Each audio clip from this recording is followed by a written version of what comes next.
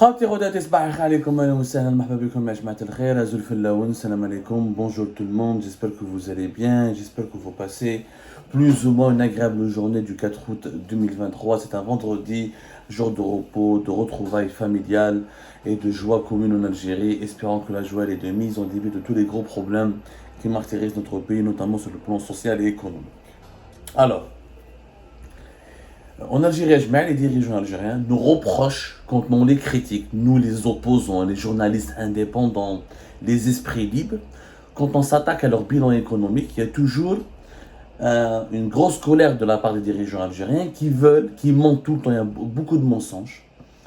Et en fait, il y a un décalage entre ce que disent et ce que affirment les dirigeants algériens et ce que vivent, subissent et perçoivent les Algériennes et les Algériens. Le président algérien et ses ministres, ils nous font croire que l'Algérie, son économie se diversifie, elle se redresse, qu'il y a une croissance économique importante, que le pays peut attirer des investisseurs, qu'il est en train de se développer. Or, dans la réalité, c'est l'exact contraire qui est en train de se produire. L'Algérie n'a jamais été aussi pauvre, elle s'appauvrit, la misère sociale augmente, le chômage augmente, la cherté de la vie bat des records, l'inflation elle est galopante, elle bat des records. Et les Algériennes et les Algériens ont du mal à terminer leur fin du mois et ont de plus en plus du mal à vivre dignement. Pour trancher entre les deux discours, à savoir le discours du régime et de ses hauts responsables et le discours des journalistes indépendants, experts indépendants, économistes indépendants et de la population, du ressenti de la population, parce qu'il y a un ressenti de la population algérienne, nous sommes de plus en plus pauvres par rapport à avant.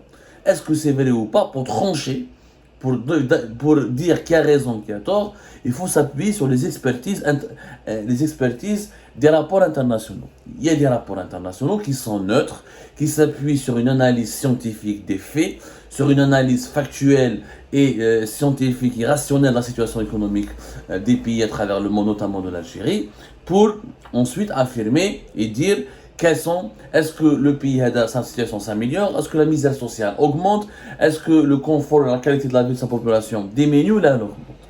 Et je mets le meilleur rapport au monde, la meilleure source pour le moment, il y a concernant la pauvreté et la situation des ménages ou la situation de la misère sociale dans un pays, c'est un rapport qui a été réalisé par un grand économiste américain qui s'appelle Steve Hanke, qui est un économiste de l'université Johns Hopkins, qui est classé parmi les 10 meilleures universités américaines, qui est situé à Baltimore et qui est considéré parmi les 20 ou 30 meilleures universités à travers le monde, qui a des campus à Washington, des campus en Chine, des campus à Singapour. C'est une pépinière de cerveaux, de grands chercheurs, de grands scientifiques. Ce sont vraiment des experts de très haut niveau et qui sont très objectifs parce qu'ils travaillent sur à partir d'indices qui sont rationnels. Ils ne s'intéressent qu'aux faits, rien qu'aux faits. Ils analysent les chiffres, rien que les chiffres. Et ils évaluent la situation des pays selon les performances économiques de ces pays-là. Et donc, l'économiste Steve Hanke, dans l'université de Johns Hopkins, il a créé ce qu'on appelle l'indice mondial de la misère. L'indice mondial de la misère, ou ce qui est appelé en anglais le Hanke Misery Index, le HAMI. Chaque année, il classe les pays selon le degré de la misère sociale.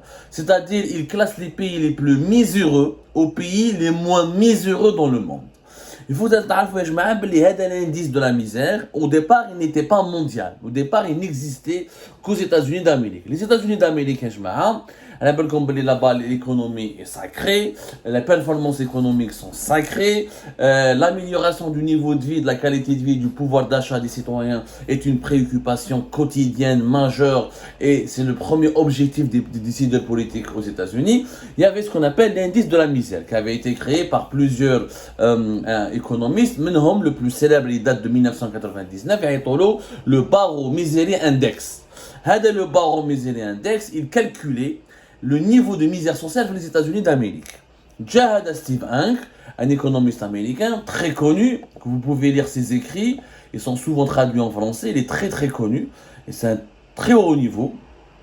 Il a utilisé l'index Ada Steve Hank, c'est un professeur d'économie appliquée à l'université John Hopkins à Baltimore. Il a utilisé cet index américain pour l'internationaliser et pour créer pour la première fois un classement mondial, je dis bien un classement mondial, des pays miséreux et pour essayer de déterminer quel est le niveau de la misère sociale dans les autres pays du monde. Parce qu'il y a des classifications, il y a des classements sur le niveau de richesse des PIB, le PIB par habitant, il y a le revenu national par habitant, le PIB par selon la capacité du pouvoir d'achat. Il y a plusieurs classifications et plusieurs rapports internationaux qui essaient de comprendre et de déterminer le niveau de pauvreté des pays à travers le monde.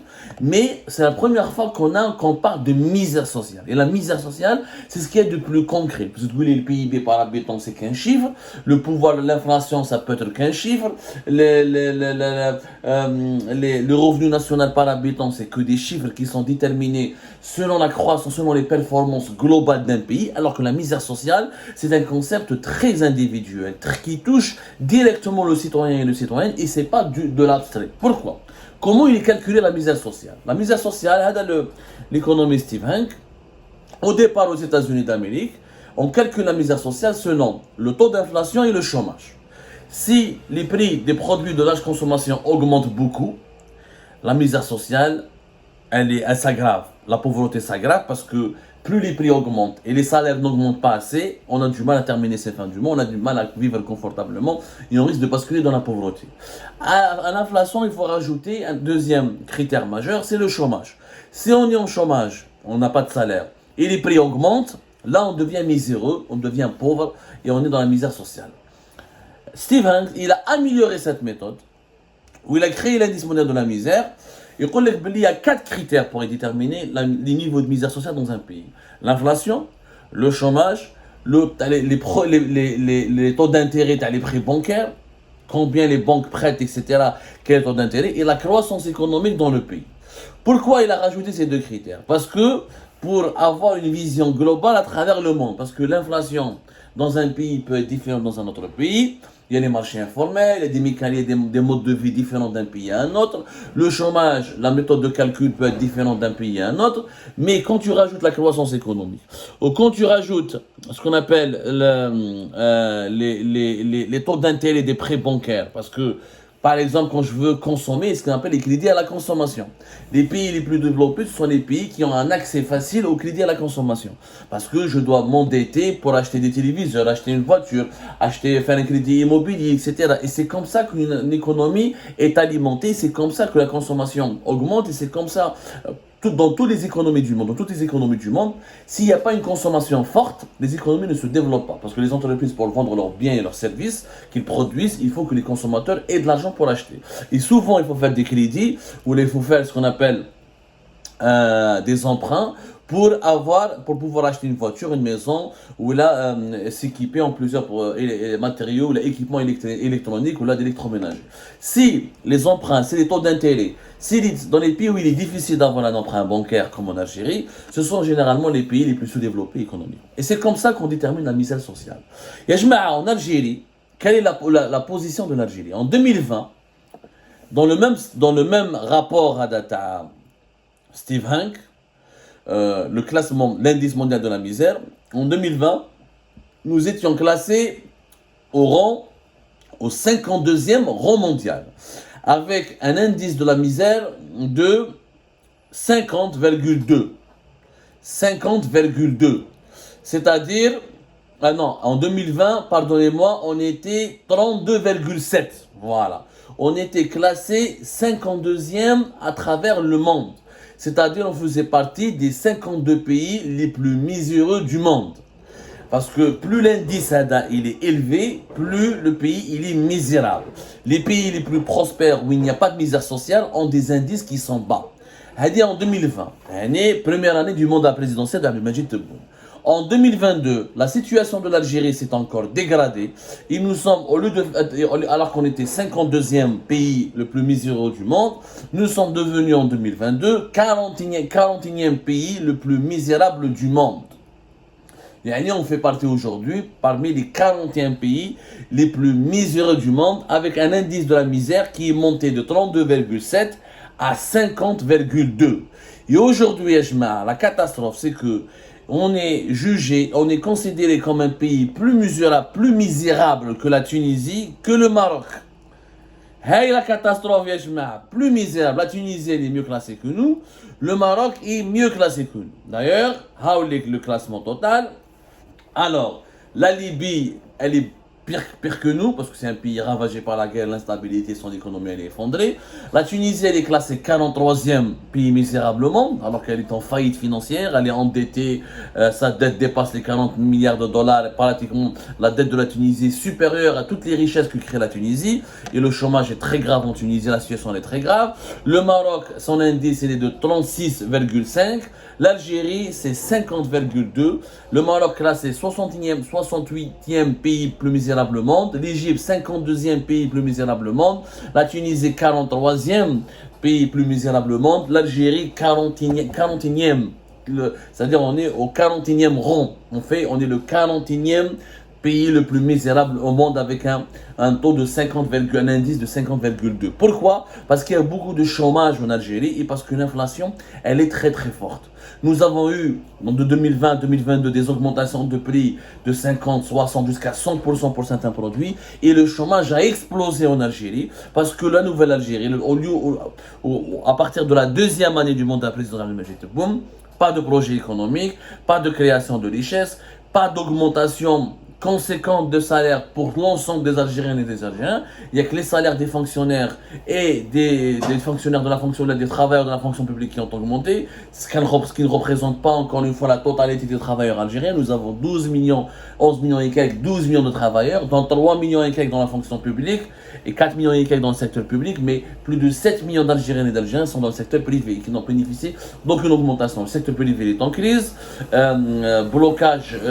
déblocages au niveau des importations, des blocages au niveau de l'accès au financement et des crédits bancaires, manque de création d'emplois, pas de nouveaux grands projets qui ont été lancés, chute des investissements étrangers directs en Algérie, on en a déjà parlé à maintes reprises et on a sorti des chiffres qui sont, qui sont quand même assez parlants, c'est palpable. Par exemple, les investissements étrangers entre 2021 et 2022 ont chuté de plus de 23,9% en Algérie. Nous sommes en chute libre dans pas mal d'indicateurs économiques. Pourquoi? Parce que le régime Tebboune n'a pas relancé l'économie, n'a pas su développer l'économie du pays, n'a pas bien géré les conséquences de la pandémie de la Covid-19.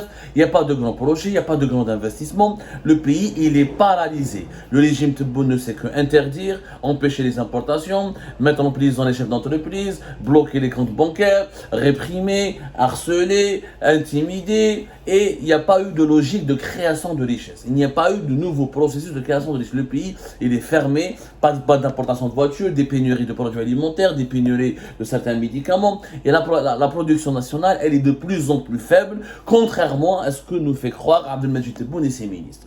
Et c'est la première fois depuis pratiquement 20 ans, même à l'époque de Bouteflika, on n'était pas classé, même peut-être à la fin des années 90 et au début des années 2000, on n'a jamais été classé, à ma connaissance, parmi les 41 pays ou parmi les 45 pays les plus misérables du monde. Hadi à la réalité des Algériennes et des Algériens aujourd'hui. Le chômage a explosé. D'ailleurs, les chiffres du chômage, ils sont censurés officiellement en Algérie. Depuis le deuxième semestre de l'année 2022, on n'a plus des chiffres sur le chômage en Algérie. Depuis qu'on a atteint la barre de presque 5 millions de chômeurs recensés par l'Agence nationale de l'emploi, l'agence de l'ANEM ne publie plus de statistiques. On lui a interdit de publier ces statistiques, d'actualiser ces statistiques. Il n'y a plus de chiffres officiels sur le chômage. Pourquoi? Parce qu'on a dépassé la barre des 5 millions de chômeurs. L'allocation chômage qui a été instituée par Abdelmadjid Tebboune en mars 2022 et qui a été augmentée à partir de juin 2023 de 18 000 dinars à 20 000 dinars, de 15 000 dinars à 18 000 dinars si je ne me trompe pas, et bien malheureusement, elle a eu l'effet inverse. Elle a poussé tous les chômeurs à se manifester auprès de l'ANEM, alors qu'auparavant, l'ANEM ne recevait pas le gros contingent des chômeurs, parce que le chômage en Algérie, elle a été le chômage en Algérie était un phénomène culturel et social et pas uniquement économique, c'est-à-dire que les chômeurs cherchaient du boulot du bouche à oreille et ne s'enregistraient pas beaucoup auprès de l'ANEM pour chercher un travail, parce que l'ANEM proposait des contrats à durée très limitée et des salaires très très bas. Mais depuis l'instauration de l'allocation chômage en mars 2022, En mars 2023, en mars 2022 plutôt, tous les chômeurs se sont manifestés, tous les chômeurs ont voulu donc prendre leur part. Il y a plus de 2 millions de chômeurs maintenant, près de 2 millions de chômeurs qui touchent cette allocation, plus de 5, jusqu'à même 6 millions qui ont essayé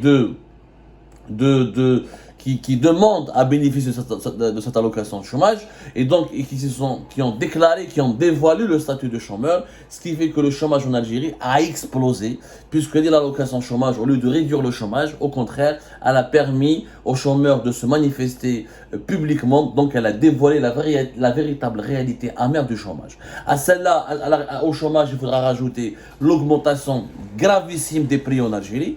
Donc, on a comme des chiffres, donc voilà, l'allocation de chômage, a été augmentée de 13 000 à 15 000 dinars. Ça a été décidé à partir de janvier 2023 et l'allocation de chômage a été instituée en mars 2022, si je ne me trompe pas. Laissez-moi juste corriger, Ajma'a. Le chômage fi blatna et la cherté de la vie. Ce qui signifie, contrairement à ce que raconte en tout cas de Majid Tebboune, et voilà, elle a été lancée en mars 2022. Mais je crois que l'augmentation est entrée en lieu. Normalement, l'augmentation d'allocation chômage peut-être en juin 2023, même si elle a été décidée en janvier 2023. En tout cas, elle a été augmentée récemment. Voilà. Elle a été revalorisée. Donc, toutes ces mesures, au lieu de créer des richesses, au lieu de créer des emplois, au lieu de favoriser l'entrepreneuriat, au lieu de favoriser la création des emplois avec des salaires, avec le versement de véritables salaires qui correspondent à des gains de productivité, qui correspondent à un véritable travail de production de richesses et de services, le régime Tebboune produit plus de pauvreté, produit plus de chômeurs. Quand on parle de la cherté de la vie et de l'inflation en Algérie, on a comme quelques chiffres, je trouve l'ampleur de la catastrophe dans laquelle en ce moment se retrouve notre pays. Et pourquoi notre pays fait partie des 40e pays, des 45 ou des 42e ou des 41 pays les plus misérables du monde. Nardou les 6 premiers mois de l'année 2023. Regardez comment les prix ont augmenté. Les prix des viandes et des moutons et des abats de moutons en Algérie ont augmenté de 42%, de plus de 42% durant les 6 premiers mois de l'année 2023. Le prix des viandes et abats les viandes de bœuf a augmenté de plus de 21% durant les 6 premiers mois de l'année 2023. Le poisson frais a augmenté de plus de 5%. Les viandes des poissons en conserve, leurs prix ont augmenté de 11,21%. Les légumes, leurs prix ont augmenté de plus de 13% durant les 6 premiers mois de l'année 2023. Les fruits, leurs prix ont augmenté de plus de 35% jusqu'à même 36% durant les 6 premiers mois de l'année 2023.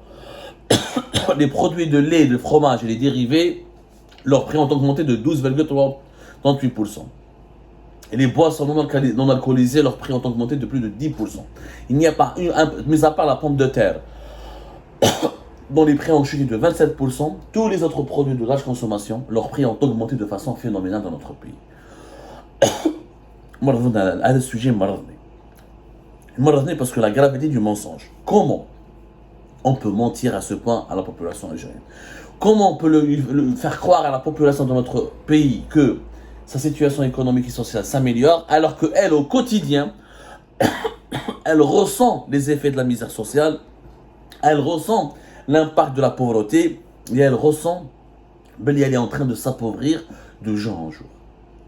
Donc, les performances économiques de la nouvelle Algérie sont chaotiques et catastrophiques. Le régime Tebboune a fait basculer l'Algérie dans la misère sociale.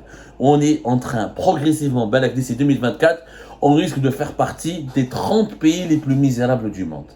Et ça va avoir des conséquences gravissimes sur la stabilité et la sécurité de notre chère et pauvre Algérie.